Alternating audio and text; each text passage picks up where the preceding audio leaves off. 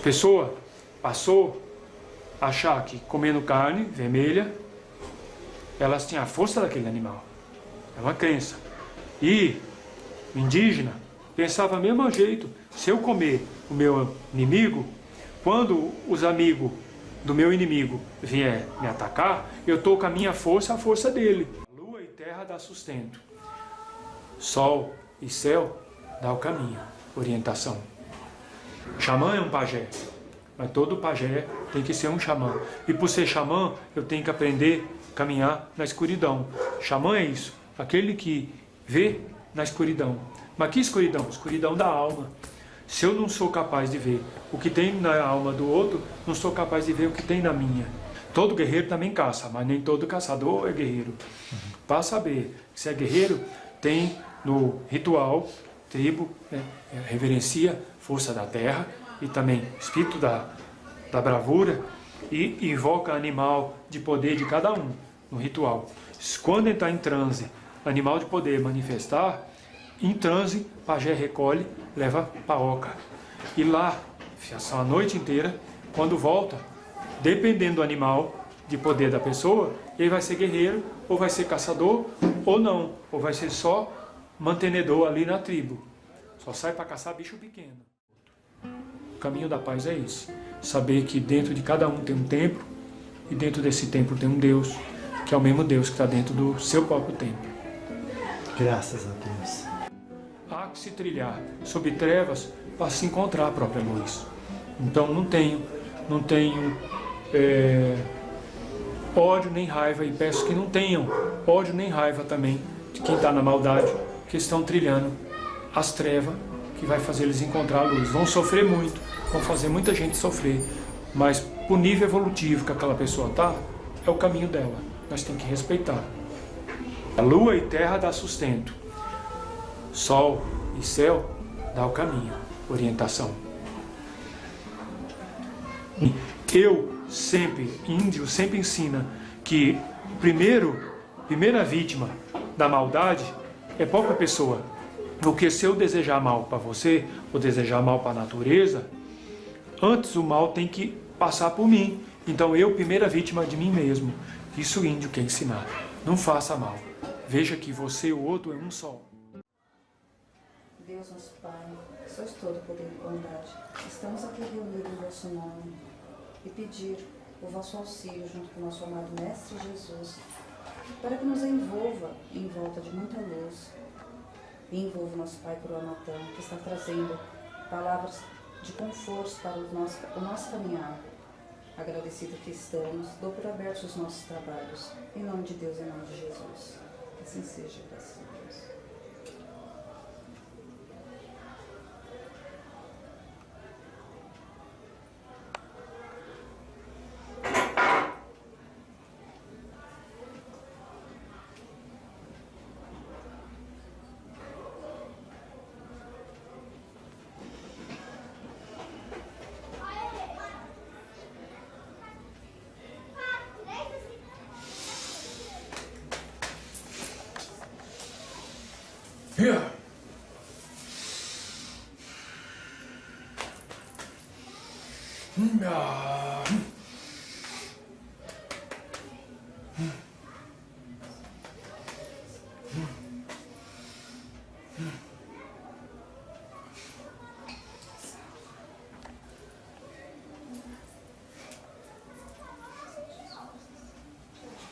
Graças a Deus. Vamos. Qual que é o nome do senhor? Caboclo Curuamatã. O que é que quer dizer esse nome, seu caboclo? Caboclo Curuamatã é aquele que traz o entendimento, aquele que traz a força para você ir onde precisa ir, a força para você ser um buscador. É a força do buscador. Claro que sim. O senhor foi um índio na última encarnação? Fui um índio, tribo dos Guarani. Qual foi a sua história? Eu encarnei entre os Guarani, 1650, 1651, tribo que eu estava, começando estava começando o contato com homem branco. Primeiro contato foi primeiro com os tupi, que já estava com eles. E aí, com o tempo, como os carijó e também os Nhangatu, muitos tacavam.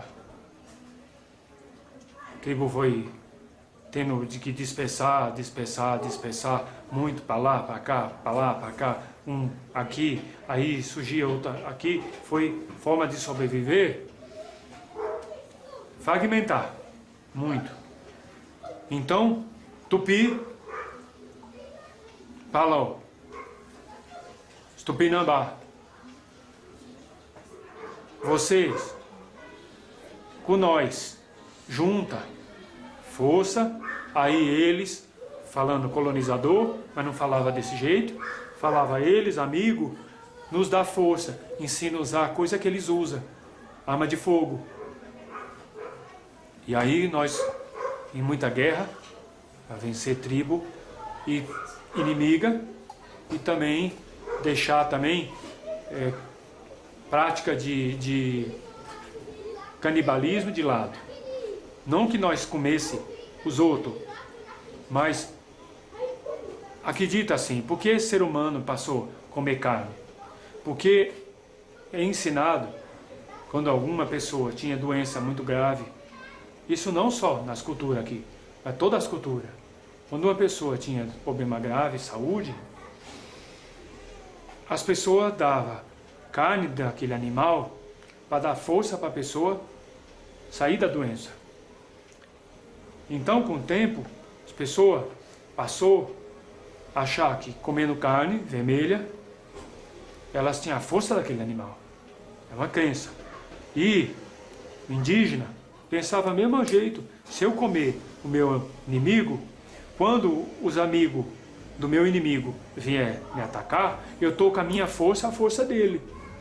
Então, quando capturava o inimigo, o guerreiro mais bravo daquele inimigo capturado, era comido pela tribo. Não com medo de encher a barriga, não, com medo pedaço pequeno, só para ficar a tribo com a força da tribo inimiga. Era assim. Mas corpo humano não está preparado para ingerir carne. É ruim, entope os núcleos energéticos, os filamentos energéticos, entope chakra, entope tudo. O ser humano quiser ter maior contato espiritual, tem que parar, comer carne vermelha, parar. E nós não era canibal, nós só comia, devorava o guerreiro. E nós, orientado pelo europeu que veio colonizar, parar com isso. Que verdadeira força vinha de Jesus. E aí nós passou a ingerir corpo de Cristo, através da hóstia. Foi assim que eles foram doutrinando nós. Mas é claro que dentro do nosso coração, nós nunca deixou nossas verdades. O espírito da floresta, a força da floresta, nós nunca deixou. Na história do Brasil, o senhor fazendo parte dela e tendo lembrança ainda, como que era e se existia interação entre vocês e os tapuias? Nossa interação com o tempo, porque assim, nós colonizados, com o tempo, outros brancos também colonizou eles, de outras culturas. Só que, às vezes usava nós um contra os outros. Os que colonizou nós, às vezes não gostava de quem colonizou eles e usava nós para guerrear. E guerreava. Acontece que, com o tempo, nós entendemos que nós tudo filho da terra. E se terra nos pôs aqui, nós tem que ter união, fraternidade, mesmo que homem branco de fora trouxesse discórdia. Então, o espírito da floresta cobrava nossa trégua. Então, relação de tolerância, mais relação de tolerância com o passar do tempo do que de amizade. Mas hoje, plano espiritual, todo mundo se une, alguns nascem como homem branco. Homem branco também, hoje em dia, quando volta nas suas vidas, também alguns aceitam nascer indígena. Em que região do país o senhor viveu? Se fosse comparar hoje, se fosse comparar hoje, divisa São Paulo com Minas Gerais, meio meio de campo de atuação, São Paulo, Minas, Mato Grosso. Ele meio sempre, porque nós caminhava, né? Tribo às vezes mudava de lugar. Aham. Que papel na hierarquia da tribo o senhor tinha? Quando eu já estava muitos anos de vida, pajé. Mas quando novo, guerreiro. Guerreiro. Quem se tornava pajé na tribo passava por que tipo de provações e ensinamentos? Primeiro aprender, talvez oral, com os pajé mais velhos. Aprender tudo, como funciona, como fazer, aprender técnica, ver muito, e aprender técnica. Depois entender espírito da técnica. Porque a técnica tem fundamento. E aí, esse ensinamento recolhido, 6 meses, no vocabulário de vocês, 6 meses recolhido, no oca certa, proper, isolado, e depois vivência na mata. Mas quase 1 ano na mata, longe da tribo. Só depois, feito um pajé de verdade, pode voltar a conviver com a tribo de novo. E os pajé, sempre um dos pajé mora na mata. Ninguém nunca sabe onde ele está. Toda tribo, um pajé é eremita, vive na mata. Isso até hoje. Ninguém sabe onde ele está. Só quando ele quer aparecer que ele aparece.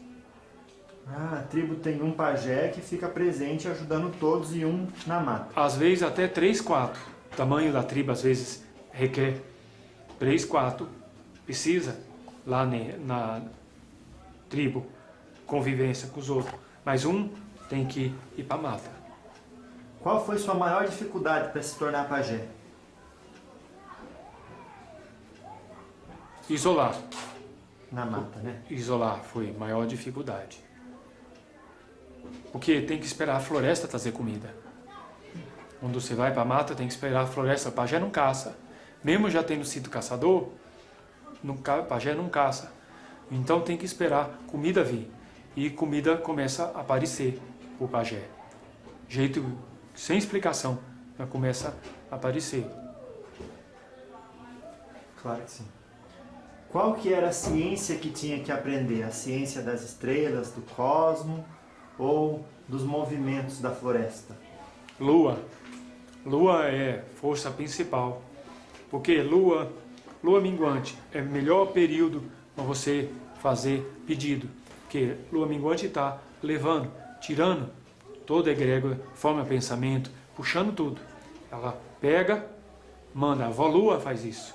A avó lua pega, leva tudo que tem, energia, e manda ao universo. Depois, conforme vai crescendo, vai trazendo. E aí é o momento de agradecer muito. Período de gratidão, lua crescente, gratidão, agradece. Lua nova, manter, não precisa mais pedir o que já pediu. Só determina que já tem. Por isso, a tribo, lua nova, começa direita, esquerda. Esquerda você está mandando plano espiritual. Quando o tribo começa direita, tá ancorando plano físico. E a maraca tem essa relação, lua, terra. E tribo gira à esquerda, tá mandando plano espiritual. Tribo gira direita, tocando maraca, mandando materializar na terra. Então, lua nova é lua que tribo gira para lá, gira para cá. Ter próprio ritual. O pajé tem que saber dominar isso. E lua cheia que torna tudo que você já fez mais forte. Lua cheia junta a força da lua minguante, crescente e nova.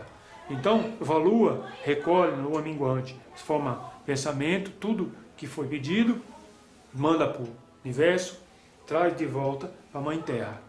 A lua, Mãe Terra, tem essa ligação. E o avô Sol e o Pai Céu também nos dá a força e orientação necessária. A lua e terra dá sustento. Sol e céu dá o caminho, orientação. Então, o senhor vê a terra como mãe, o céu como pai, a lua como avó e o sol como avô? Por quê? Esses arquétipos formam a sensação de gregário. Se você renasce muitas vezes, um dos motivos é desenvolver espírito gregário. Quem não desenvolve espírito gregário fica preso, porque fica preso tanto espiritualmente, não evolui, como o corpo não evolui. Existe dentro da cabeça ser humano tem cérebro, que dentro da cabeça tem cérebro. Dentro do cérebro tem muitas partes do cérebro, partes do cérebro de baixo, e que nós chamamos cérebro reptiliano. Se o ser humano não desenvolve função gregária, qualquer bicho que não desenvolver função gregária vai sempre renascer como réptil. Um bicho desenvolver senso de sentimento, ele tem que desprender cérebro reptiliano. Então ele vai começar a reencarnar como mamífero, até um dia vir como gente. E se o ser humano não entender essa relação de gregário, família, avô, pai, mãe, não evolui. Por isso, evolução está relacionado a todo esse comando cósmico que existe. Senso gregário cósmico.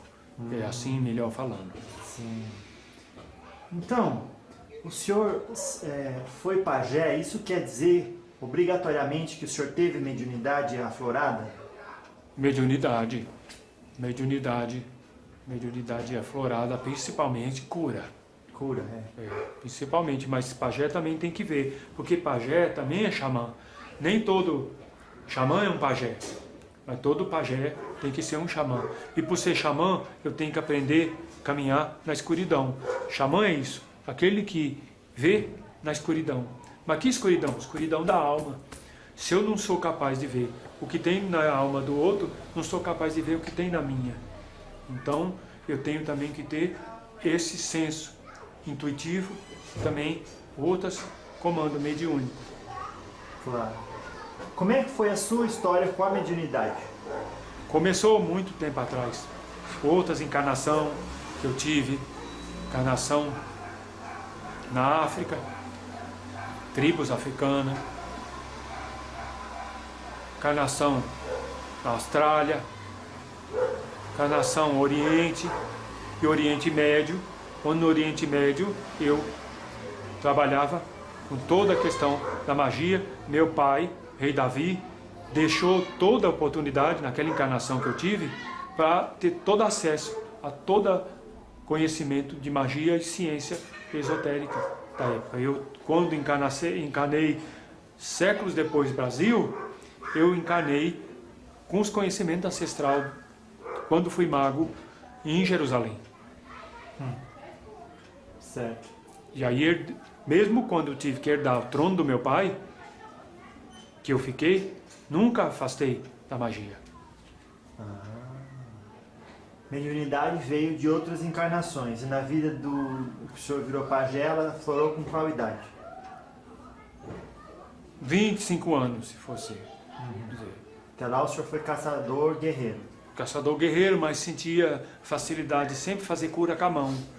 E às vezes tinha intuição de pegar as plantas, macetar. Eu nem sabia porque estava fazendo aquilo. Botava no ferimento de um companheiro, sarava.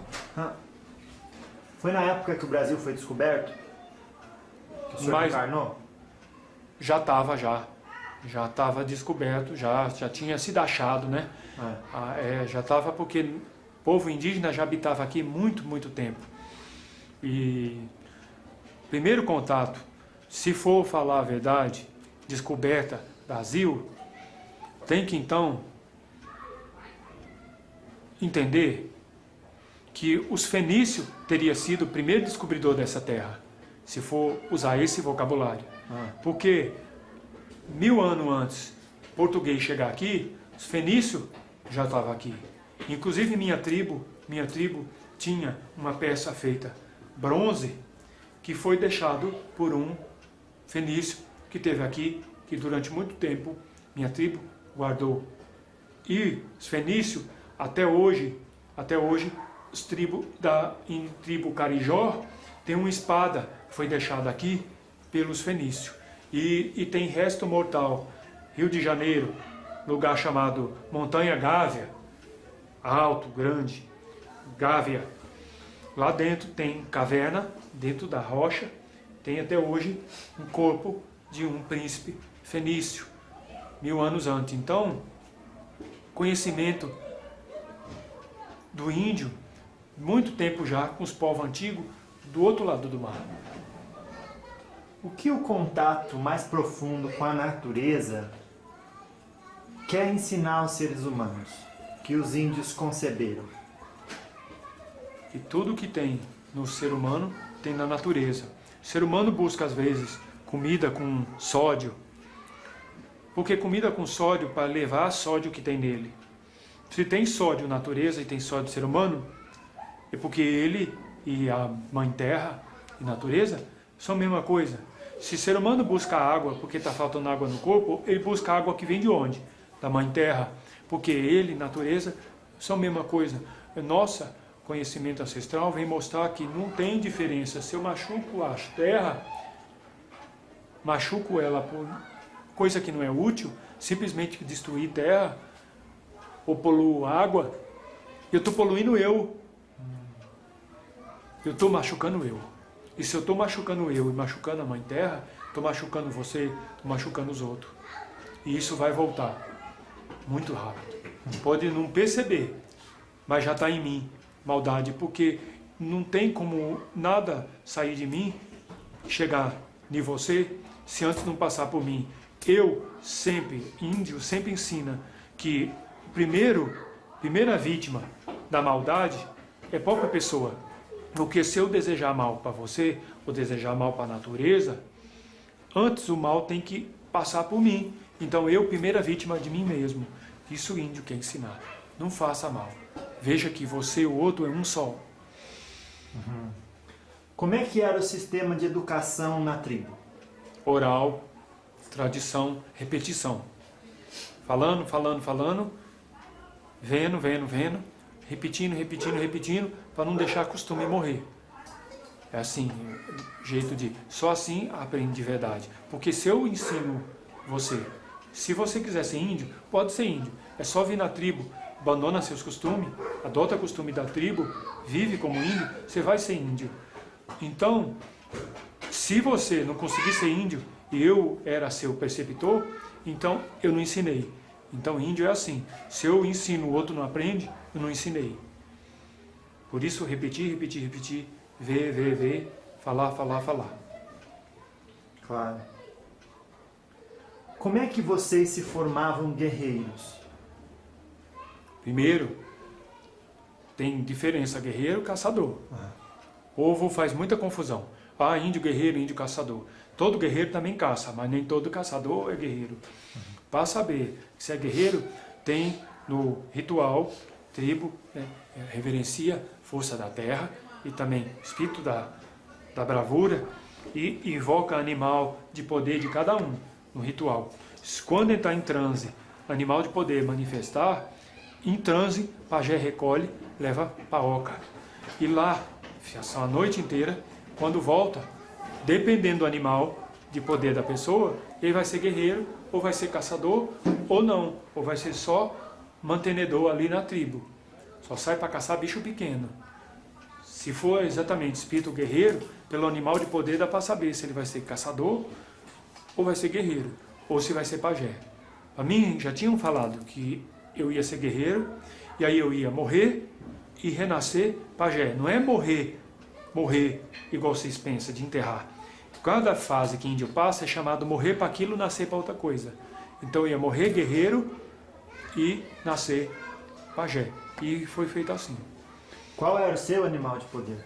Meu animal de poder? Tigre. E qual animal de poder não podia ser guerreiro? Animal de poder que não pode ser guerreiro?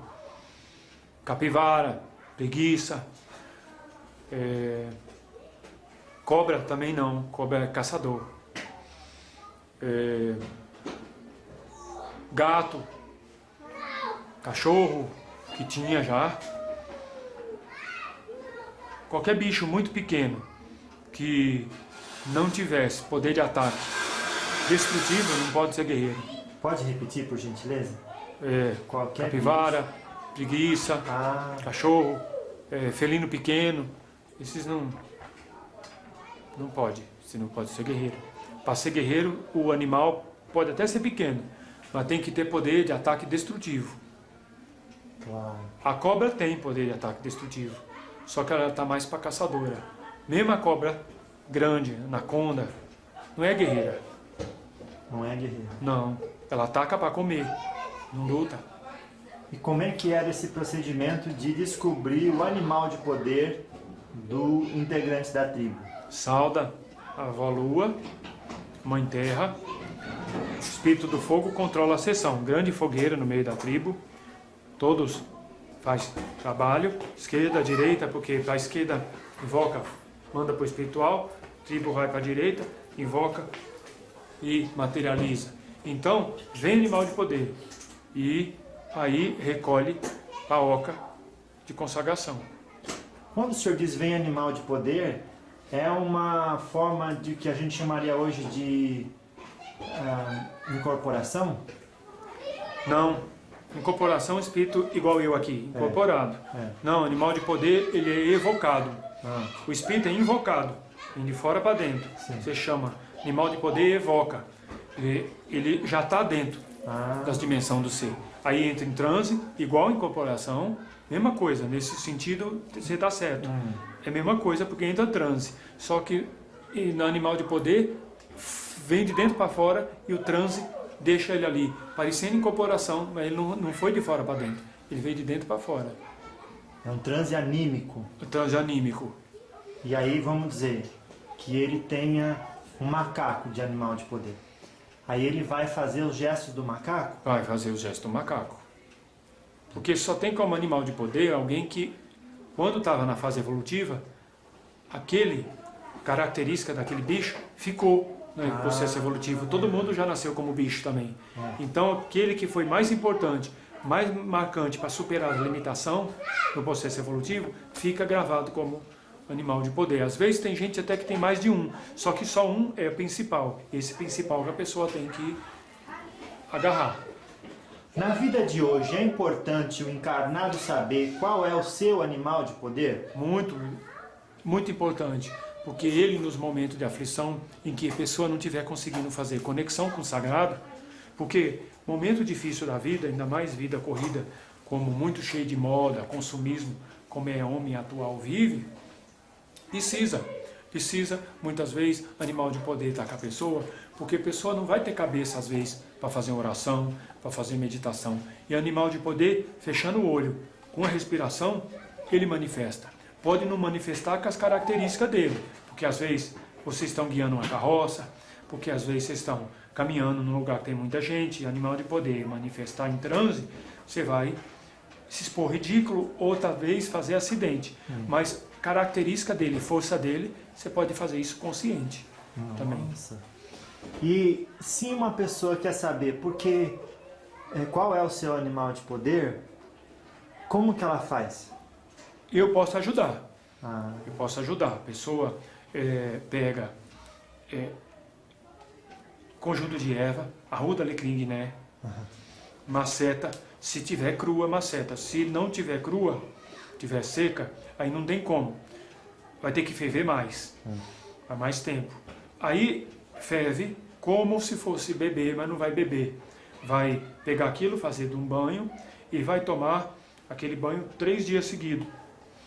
3 dias seguidos, porque eu vou precisar que a hora da pessoa esteja limpa, ela esteja firmada, porque a ruda descarrega, guiné firma, e o alecrim põe energia da pessoa para comunicar com outras energias vibratórias alta. Então a ruda, alecrim, guiné, combinação perfeita, e aí fazer 3 dias seguidos, cabeça aos pés, porque tem que pegar a chakra coronária e tudo, 3 dias. Terceiro dia, pega 7 velas verdes, passa nos braços, passa perna também, porque tem que magnetizar. Faz uma roda de vela, 7 velas, senta dentro, respira fundo, consagra as velas a falar, eu, nome de Deus, nesse momento, consagro essas velas ao caboclo coroa matando. Quero conhecer meu animal de poder. Respira fundo, solta o ar bem devagar. É bom estar no escuro, só com a luz das velas acesa. Deixa a força do fogo, magia do fogo, tomar conta. Eu consigo entrar em contato com a mente da pessoa, conectar ela às vidas anterior dela, despertar animal de poder dela. Nossa. E depois fica lá dentro meia hora, depois agradece a Deus, não precisa agradecer a mim, porque estou ao serviço de Deus, agradece a quem me enviou, e animal de poder vai atuar na vida da pessoa. Acontece de as pessoas mais destrutivas chamar um animal de poder negativo para destruir os outros? Animal de poder nunca é negativo nem positivo, ele é muito neutro.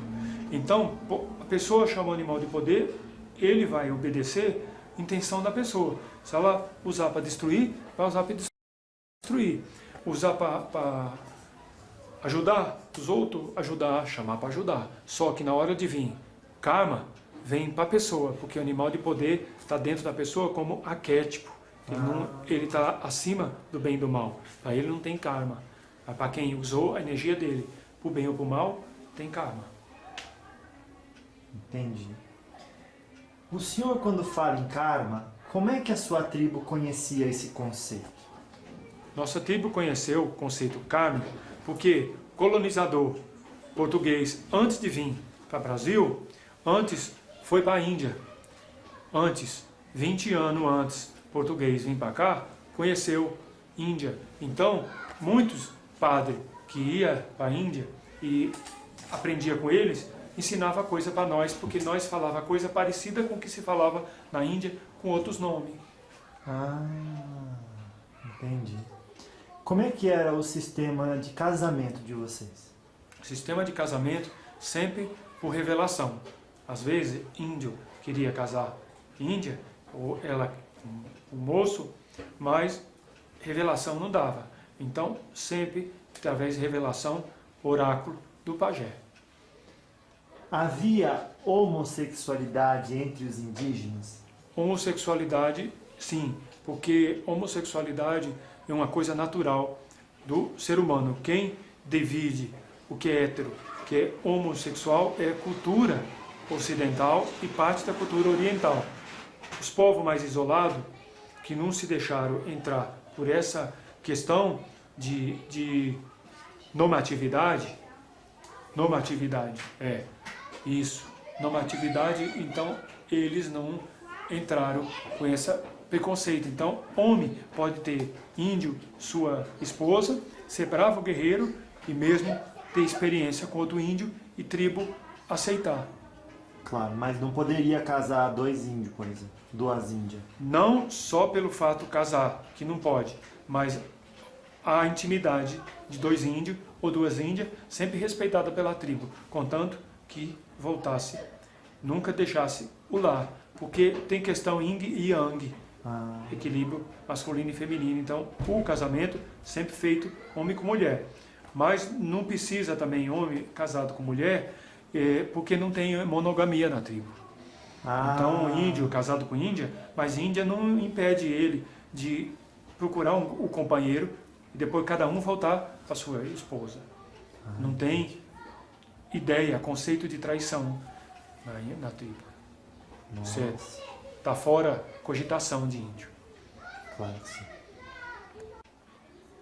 Então, seu pajé, o senhor usou esses conhecimentos adquiridos na tribo no mundo espiritual?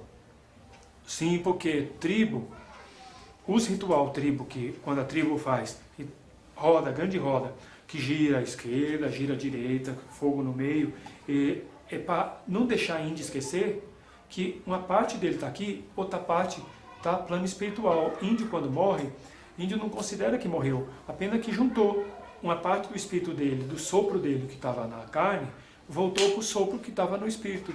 Porque tribo acredita que, do jeito que tem tribo na terra aqui, tem tribo no plano espiritual, os mesmos, como se fosse, se chama réplica. Eu, Coroa Matã, na tribo, carnado, tem outro Coroa Matã, igual eu, plano espiritual, assim que tribo, que índio acredita.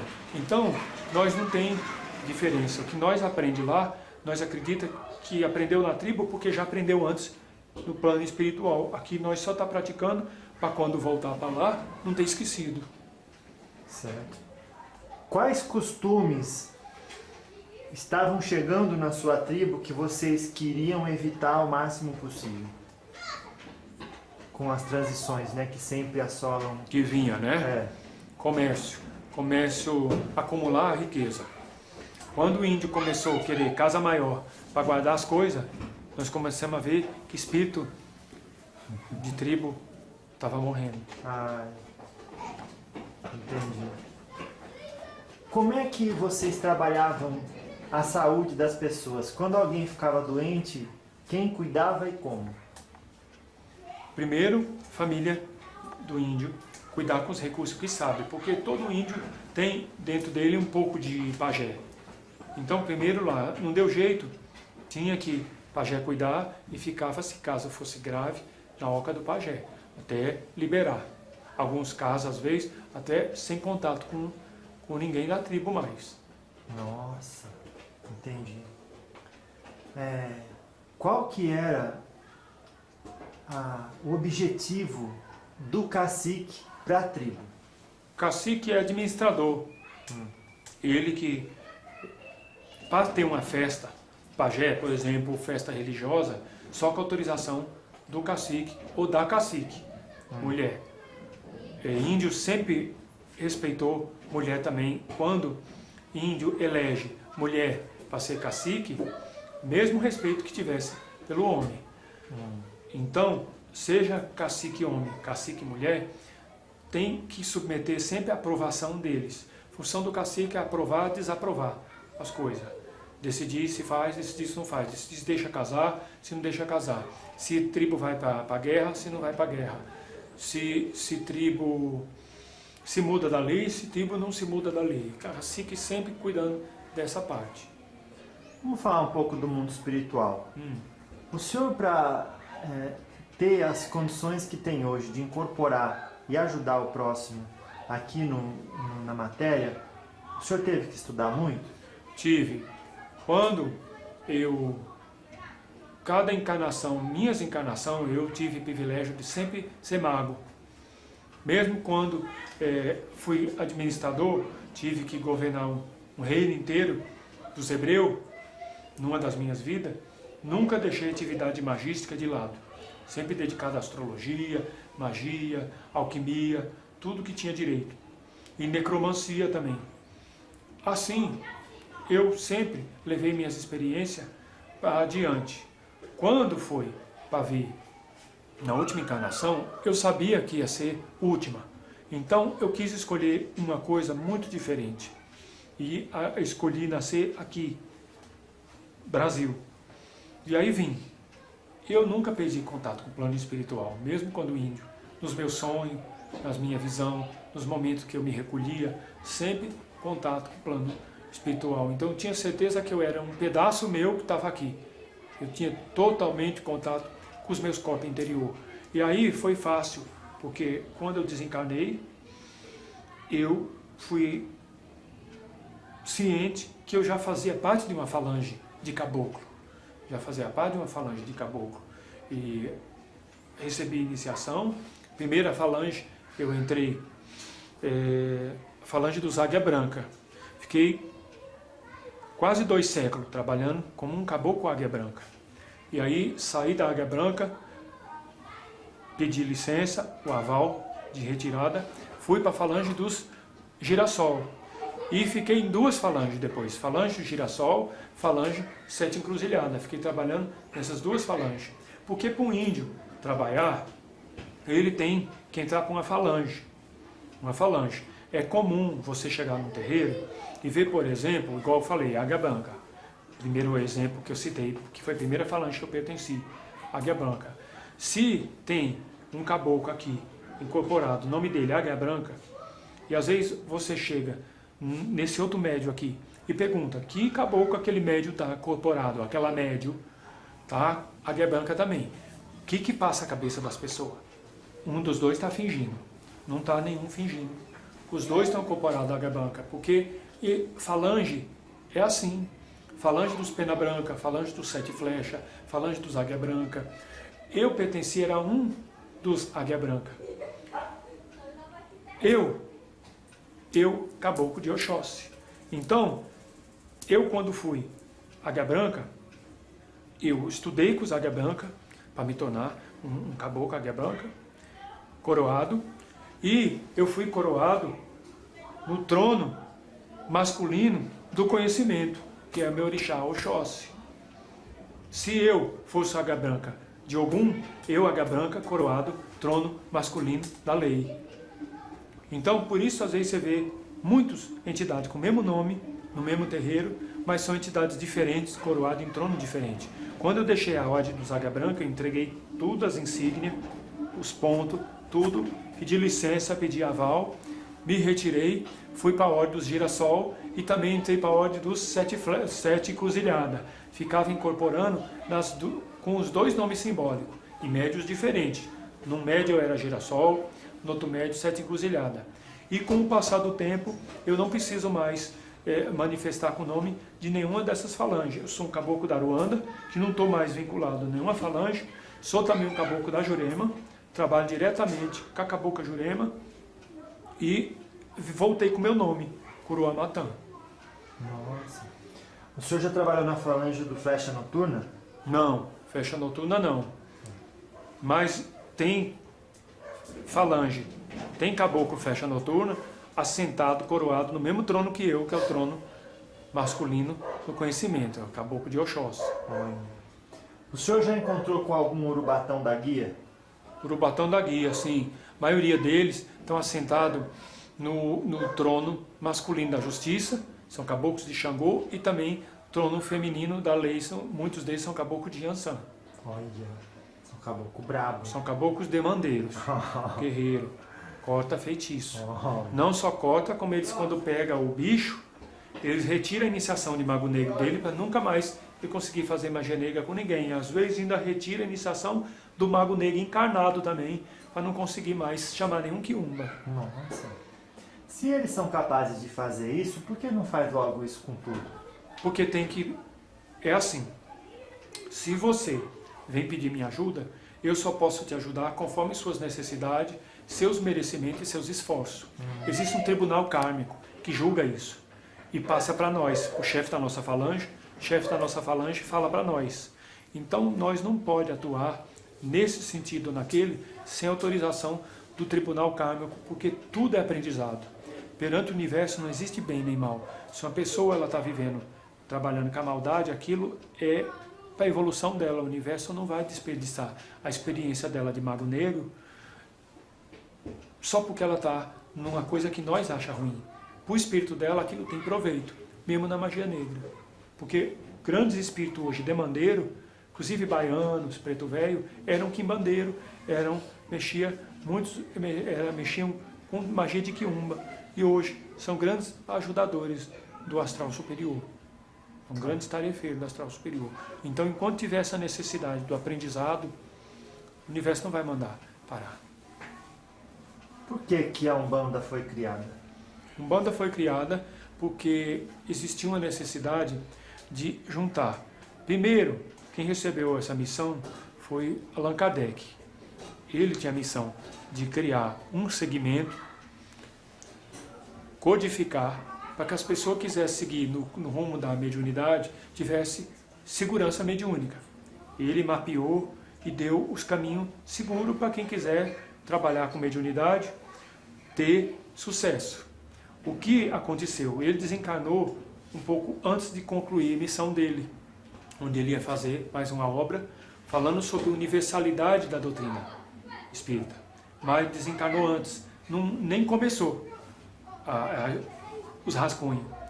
Ele ia fazer, era para codificação, ter 6 livros. Não era para ser um Pentateuco, era para ser 6 livros. O 6º ia se chamar Espiritismo Universal. Mas Kardec desencarnou. E doutrina espírita espalhou pelo mundo. Chegou no Brasil, distorceram, transformaram doutrina espírita em religião. Kardec não pediu para virar religião. Kardec queria que fosse ciência e filosofia. Quando Kardec escreveu Evangelho segundo o Espiritismo, foi somente porque ele achou que a doutrina espírita estava muito enxuta, estava muito seca e precisava dar um caráter moral para a doutrina. Não estava criando um caminho religioso. Então, doutrina espírita é ciência e filosofia. Aqui no Brasil, um grupo tirou o científico de lado, tirou a filosofia de lado e criou uma coisa que Kardec não criou, que é religião, transformando a doutrina espírita numa seita. Então os espíritos, através do Zélio, e eu também, e o Pai João, que baixava nele, e outros, começamos a orientar ele a sair e montar um outro trabalho. Aí nós sugeriu para ele que colocasse o nome da religião Somos Todos Um Só, que significa a Umbandã. Era um mantra que nós utilizávamos em Atlântida, numa das passagens que nós passou pela Terra. Então a Umbandã, traduzindo para o português, Umbanda. É assim que veio a Umbanda, para unificar todas as culturas. Pode ver que a Umbanda é um segmento que tem muitas linhas. Baixa cigano, baixa oriental, baixa japonês, baixa índio, baixa preto velho, baixa criança, baixa tudo que tem algo a acrescentar para as pessoas. Claro, claro.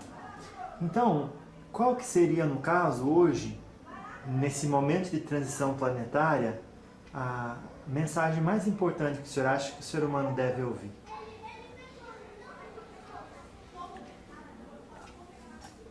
Toda pessoa é um espírito eterno, imortal e reencarnante. É eterno porque é a própria divindade. É imortal porque a morte não existe. O que existe são transições, são passagens. E reencarnante porque nós é tudo aluno na escola da vida, e enquanto nós não aprendemos o que precisa aprender, nós vamos morrer, renascer, quantas vezes for necessária. Então, ter conhecimento de que, se você não aprender o que precisa aprender aqui, vai voltar quantas vezes for necessária.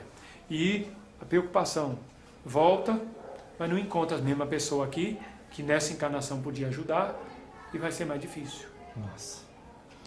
O senhor ensinou a gente a entrar em contato com o animal do poder. Ensina a gente como é que faz para sair do corpo. Sair do corpo. Primeiramente, tem que ter muito domínio dos chakras. Porque se você sai do corpo e os chakras não estão equilibrados, quem vai puxar você de volta é o chakra básico. Então, vai dar problema. Primeira coisa, para sair do corpo, a pessoa tem que ter pelo menos, se for fazer a primeira vez, uma semana de meditação profunda. Senta, vocês que gostam de pôr aquelas, como vocês chamam, aquelas cançãozinhas que fica... Mantra, isso. Porque os mantras, eles na verdade já estão gravados no éter cósmico.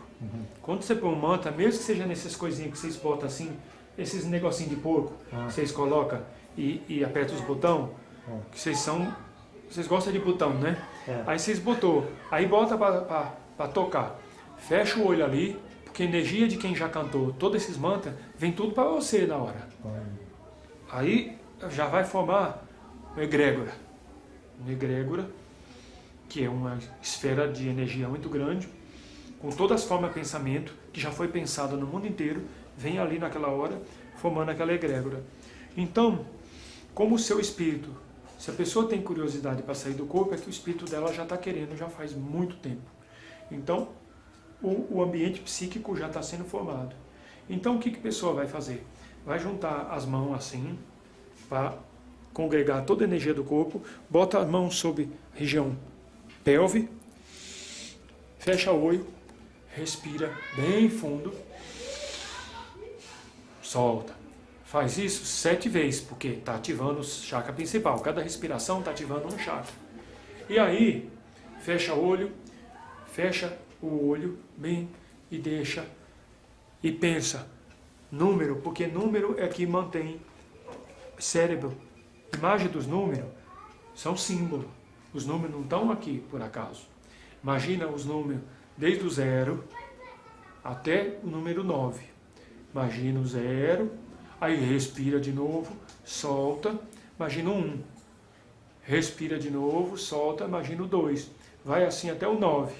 Quando chegar no 9, respira, solta, faz uma oração, pedindo para os anjos de guarda preparar você para o desdobramento. Algumas pessoas já têm tendência já vão sentir, nesse primeiro dia, uma leveza. No outro dia, faça isso de novo. São 7 vezes que a pessoa vai fazer isso. Na 6ª vez, ela já vai estar saindo do corpo. Então, no 6º dia, já é bom fazer deitado. Isso aí. Ou então, depois de terminar, número 9, respirou, aí deita. Porque, naturalmente, o espírito vai sair do corpo. E do jeito que saiu, vai voltar. Não precisa perigo, se eu não voltar. Não, ela vai voltar. Um fio de prata puxa de volta. Menos de 40 minutos, cordão de prata puxa de volta a pessoa para o corpo. Aí, depois que voltar para o corpo, é importante sentar, fazer de novo a meditação do 0 até o 9, respirando, e vai abrindo os olhos devagar, que aí o espírito já acoplou tudo no corpo. Que às vezes a pessoa até abre o olho, mas tem uns corpos internos dentro da pessoa, os intracorpos, que não voltou direito ainda. Mas aí, com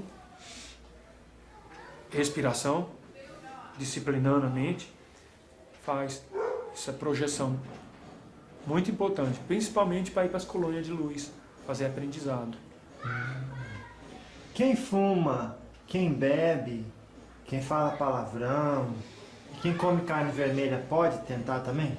Pode tentar, mas vai ter grande dificuldade, grande desconforto, muito desconforto, porque os sistemas circulatório energético da pessoa, os fios que percorrem a pessoa, igual como se fossem as veias do corpo e as artérias, vão estar entupidas. Então vai ter muita dificuldade.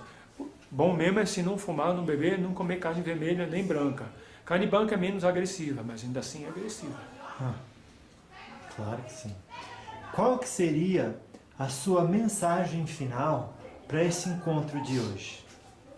Eu quero dizer que existe o mesmo Deus que está dentro de mim, está dentro de todas as pessoas. Então, antes de resolver qualquer problema com alguém, ir bater boca e brigar com os outros, fecha o olho, faz oração, pede para o seu Deus interior conversar com o Deus interior da outra pessoa. Deus interior dos dois sabe a solução, o conflito. E quando a pessoa for realmente resolver aquilo, já não tem mais necessidade de brigar. E aí assim constrói a paz no mundo, entendendo que o outro também tem um templo dentro dele. E dentro do templo do outro também tem um Deus, que é o mesmo Deus que está dentro de si. Se as pessoas fizerem isso, não vai mais ter guerra religiosa, não vai mais ter massacre, não vai mais ter desunião, e ninguém mais vai querer tomar território do outro, matar o outro, destruir o outro. O caminho da paz é esse, saber que dentro de cada um tem um templo, e dentro desse templo tem um Deus, que é o mesmo Deus que está dentro do seu próprio templo. Graças a Deus. Você acabou com uma última questão. Alguém chega para o senhor e pede uma maldade. Qual a sua reação? Vou orientar a pessoa que ela está se deixando levar pelo ego dela. Ela está com medo do mundo. Ela está se colocando muito pequena. Porque a pessoa só quer fazer o mal para os outros se ela estiver se sentindo inferior aos outros. Se ela estiver se sentindo pequena. Por mais orgulhosa que ela seja e se ache maior que os outros, ela está se botando num lugar bem pequenininho. Então eu vou falar para ela que o que eu tenho por ela é despertar a grandeza dela. Quando despertar a grandeza dela, ela não vai mais querer destruir ninguém. Se ela aceitar isso, então eu posso trabalhar por ela. Senão eu vou dizer que ela está na hora errada. E depois de muito sofrimento, ela vai encontrar a luz. Porque essas pessoas que estão nas trevas, querendo o mal dos outros, elas também estão num caminho. Porque para se achar a própria luz, às vezes tem que passar pelas escuridão interior. E as escuridão interior manifesta exterior. Há que se trilhar sob trevas para se encontrar a própria luz. Então não tenho ódio nem raiva, e peço que não tenham ódio nem raiva também de quem está na maldade, que estão trilhando as trevas que vai fazer eles encontrar a luz. Vão sofrer muito, vão fazer muita gente sofrer, mas pro nível evolutivo que aquela pessoa tá, é o caminho dela. Nós temos que respeitar. Graças a Deus. Muito obrigado por essa oportunidade de estudo com o senhor, com a entidade, com a falange que o senhor representa, viu? Salve, salve. Gratidão.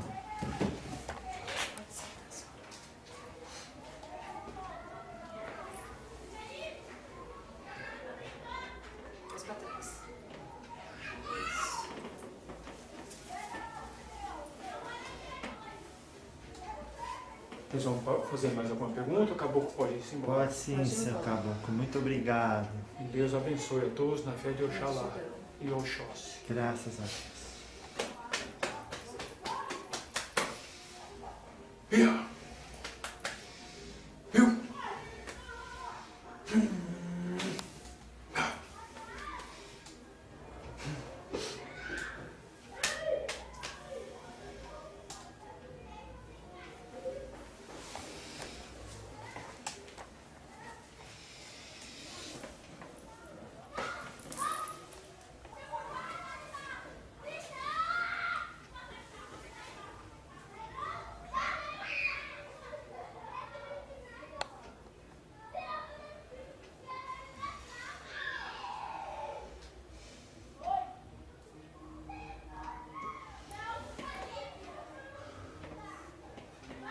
Graças a Deus.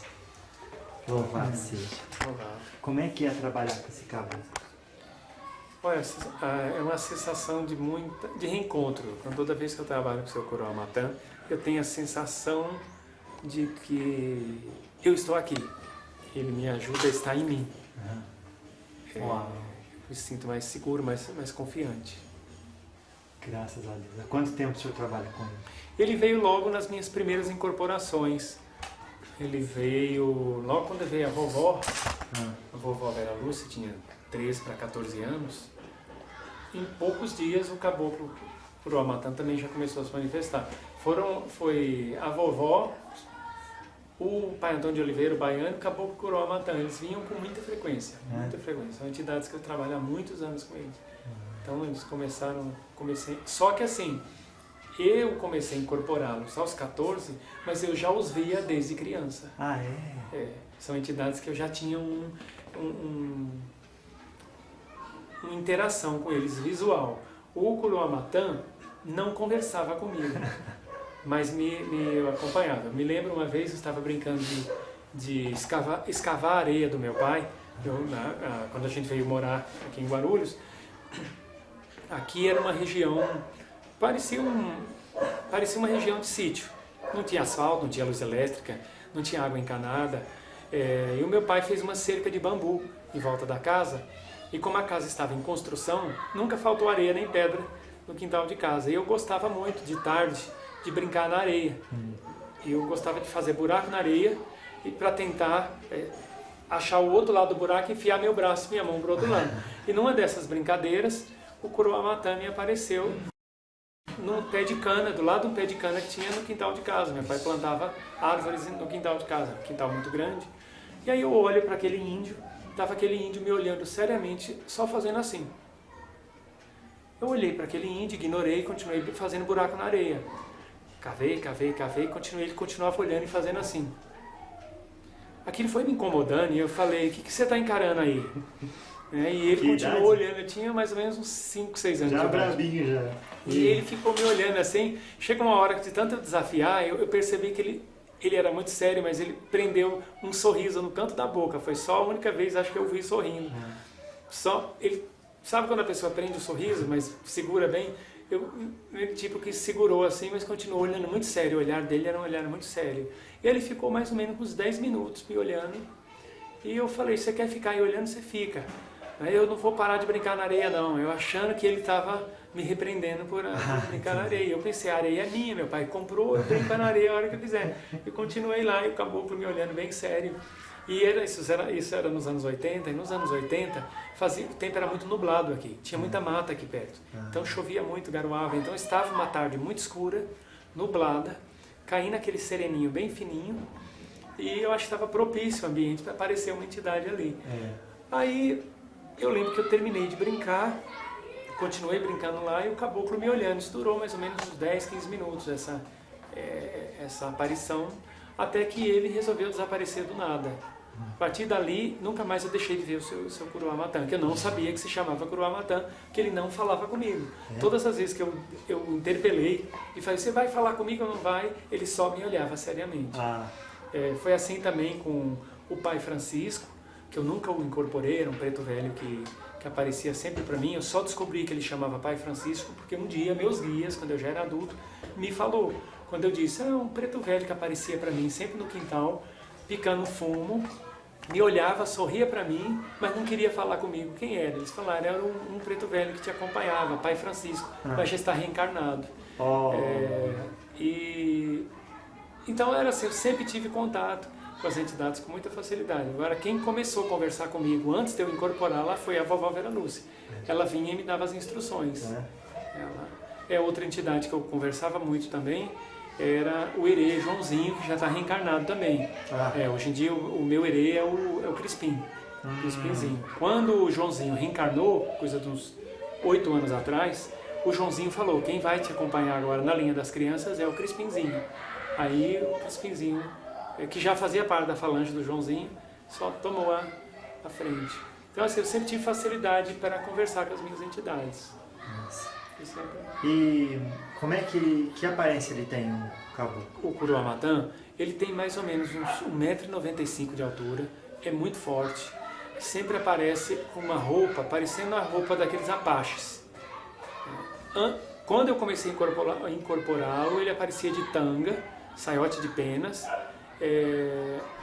o cocá, peito desnudo, peito e barriga desnudo, com umas guias, como se fossem as guias de Umbanda, trançado. Não lembro as cores, mas eram guias grandes. Agora, com o passar do tempo, ele começou a aparecer de roupa, de calça, roupa parecendo um apache, e capa, cocar muito grande, e sem as armas. Ele aparece muitas vezes com pedras ornamentais ou alguns aparelhos que eu não sei exatamente qual a finalidade, nas mãos. Ele aparece... Como é que é esse aparelho? São aparelhos que parecem uma bússola, geralmente. Mas eu não sei se são só bússola, não. É algo mais. Claro. Que legal. Tá certo, então. Muito obrigado mais uma vez por essa oportunidade de estudo aqui em São Paulo, em Guarulhos. Em Guarulhos, isso mesmo. Como é que chama a casa? Chama-se Grupo Fraternal Espírita Luz Divina. E o bairro aqui? O bairro Parque das Nações, cidade de Guarulhos. Louvado seja. Muito obrigado, viu? Gratidão. O caminho da paz é esse. Saber que dentro de cada um tem um templo e dentro desse templo tem um Deus, que é o mesmo Deus que está dentro do seu próprio templo. Graças a Deus. Há que se trilhar sob trevas para se encontrar a própria luz. Então não tenho ódio nem raiva, e peço que não tenham ódio nem raiva também de quem está na maldade, que estão trilhando as trevas, que vai fazer eles encontrar a luz. Vão sofrer muito, vão fazer muita gente sofrer, mas por nível evolutivo que aquela pessoa está, é o caminho dela, nós temos que respeitar.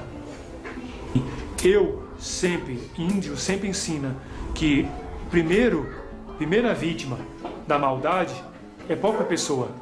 Porque se eu desejar mal para você, ou desejar mal para a natureza, antes o mal tem que passar por mim. Então eu, primeira vítima de mim mesmo. Isso o índio quer ensinar.